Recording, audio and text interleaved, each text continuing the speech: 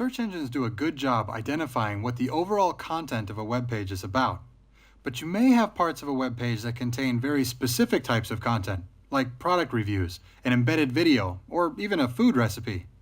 Search engines can stand to benefit from a little help in understanding the semantic focus of these bits of content, and fortunately, we can give them some assistance.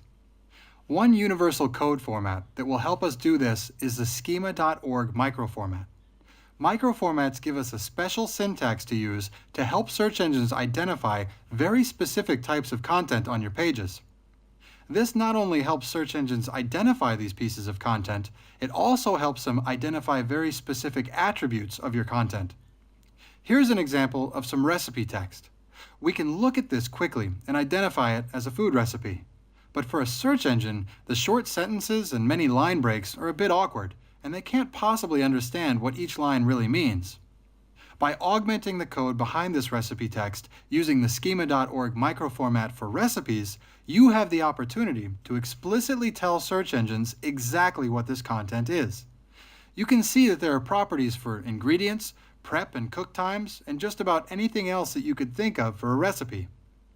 If you think about this from the search engine's perspective, knowing not just that this is definitely a food recipe, but also knowing all of this metadata around the recipe will help it to return this content to users that are looking for it. If someone is searching for a particular chef's recipes, or has an abundance of apples and needs something to do with them, the search engines will have a much deeper semantic understanding of what this content truly is, and they can return it in the search results for an array of relevant search queries. Head over to schema.org and browse the various types of content that have supported microformats. Recipes are just one of many. You could use microformatting to describe a book with things like title, author, publishing date, and number of pages. Or you could use microformatting to identify an upcoming event by its name, location, dates, or even pricing.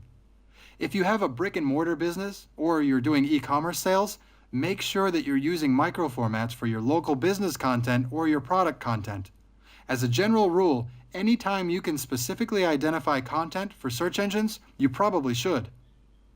Explore the different formats to see what may be relevant for the different types of content on your site. And get started sharing all that great information with the search engines and your visitors alike.